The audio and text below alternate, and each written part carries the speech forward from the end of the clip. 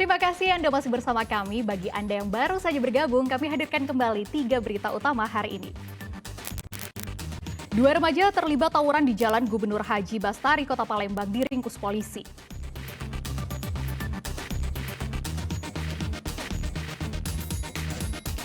Seorang sopir angkutan kota dikeroyok 1 preman serta 2 juru parkir saat menunggu penumpang di terminal bawah jembatan Ampera, Palembang.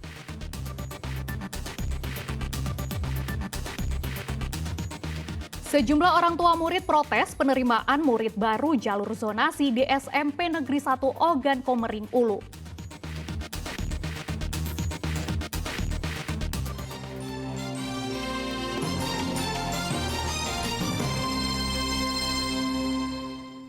Penipuan jual beli beras secara daring berhasil diungkap penyidik Polda Sumatera Selatan. Dari pengungkapan kasus ini, polisi meringkus 2 tersangka.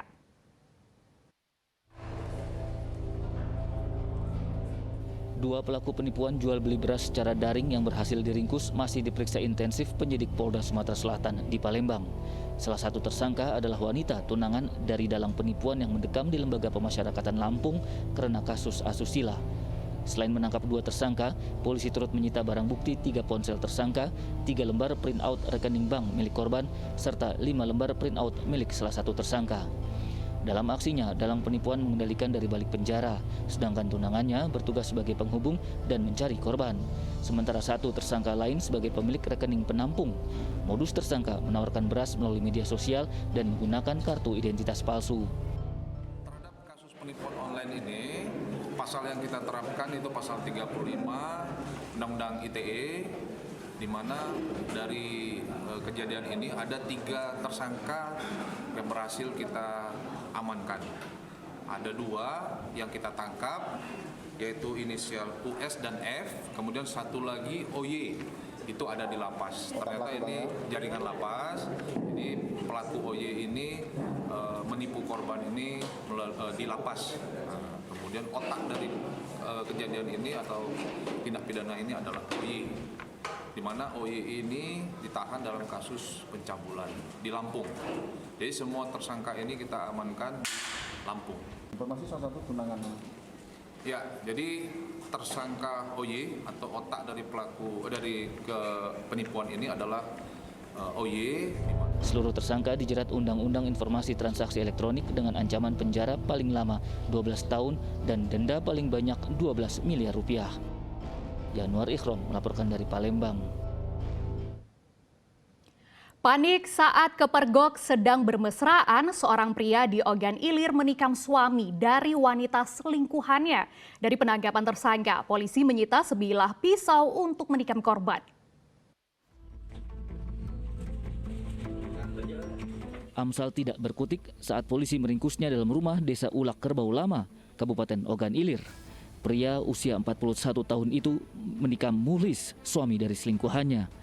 Kejadian bermula saat korban yang mengetahui sang istri memiliki hubungan khusus dengan pelaku memergoki keduanya sedang bermesraan dalam rumahnya Desa Tanjung Raja. Pelaku yang panik begitu mengetahui kedatangan suami dari selingkuhannya langsung menyerang korban dengan senjata tajam hingga tangannya terluka. Istri korban berselingkuh dengan pelaku sejak 8 tahun terakhir atau saat suaminya bekerja sebagai tenaga kerja Indonesia di Malaysia. Korban berinisial A memergoki pelaku berinisial M, memergoki pelaku. Kemudian pada waktu dipergoki, pelaku sedang berada di dalam rumah korban. Jadi pelaku melawan. Melawan merasa terdesak, kemudian menusuk korban. Di dalam rumah korban itu ada siapa saja? Di dalam rumah korban ada istri korban yang pada waktu itu lagi sendirian, kemudian didatangi pelaku dan langsung diterbak oleh korban. Dugaannya mau mencuri atau seperti apa? Dugaan sementara perkara ini berdasarkan perselingkuhan.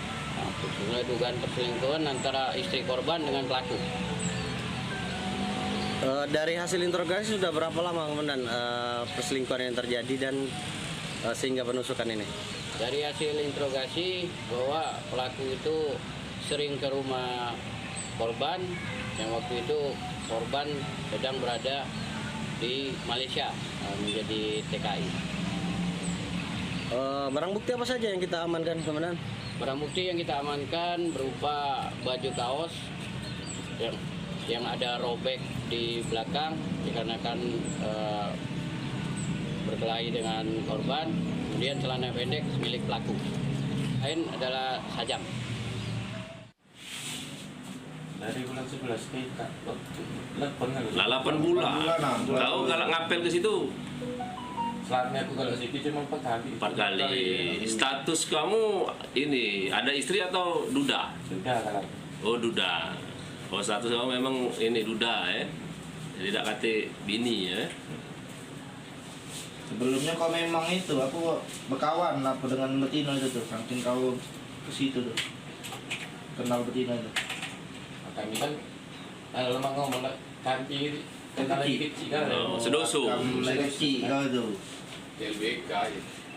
Agam dari kecil kau tuh, pas sudah besar kak baru dengan dia. Sampai Macam kamu berada di rumah itu, istri korban tuh, cak mana? Memang sebelumnya lah ini, lah apa kabar? Lah sudah lah chattingan sebelumnya ya? Dari penangkapan tersangka disita barang bukti sebilah pisau untuk menikam korban, kaos, serta celana pelaku. Kini tersangka dijerat pasal penganiayaan dengan ancaman hukuman maksimal 5 tahun penjara. Didi Irwansa melaporkan dari Ogan Ilir. Polisi menangkap bandar sabu-sabu di Desa Waihalom, Kabupaten Ogan Komering Ulu Timur. Dari penggeledahan di rumah tersangka, polisi menyita sejumlah paket sabu-sabu siap edar. Umrin hanya tertunduk saat digelandang ke ruang penyidikan Polres Ogan Komering Ulu Timur. Bandar sabu-sabu ini sering mengedarkan barang terlarangnya di Desa Waihalom, Kecamatan Buai Madang. Dari penggeledahan di rumah tersangka, polisi menyita 9 paket sabu-sabu seberat 3,58 gram, timbangan digital, dan alat hisap. Penangkapan pria usia 45 tahun ini bermula dari banyaknya laporan masyarakat yang resah dengan peredaran narkoba. Polisi menangkap tersangka saat pesta narkoba di rumahnya. Meskipun tersangka berupaya kabur, polisi telah melakukan pengepungan sehingga mudah dibekuk. Satres Narkoba Ulu Timur telah berhasil mengamankan 1 orang yang diduga sebagai bandar narkotika jenis sabu, yang mana pada saat dilakukan penangkapan tersebut pelaku atas nama Umrin bin Busri sedang melakukan menggunakan sabu narkotika jenis sabu. Jadi untuk sementara yang bersangkutan sekarang sudah diamankan dan dilakukan penyidikan di Polres Ulu Timur, yaitu dari Satres Narkoba. Tersangka kini terancam minimal 5 tahun penjara. Didi Irwansa melaporkan dari Kabupaten Ogan Komering Ulu Timur. Sejumlah orang tua protes penerimaan murid baru jalur zonasi di SMP Negeri 1 Ogan Komering Ulu. Mereka menduga sistem zonasi tahun 2023 di sekolah tersebut penuh kecurangan. Sebab anak-anak mereka gagal diterima meski rumahnya hanya berjarak kurang dari 1.300 meter dari sekolah.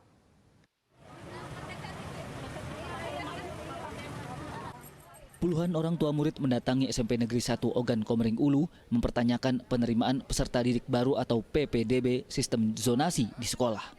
Namun sayangnya para orang tua kecewa karena kepala sekolah maupun panitia PPDB tidak berada di sekolah.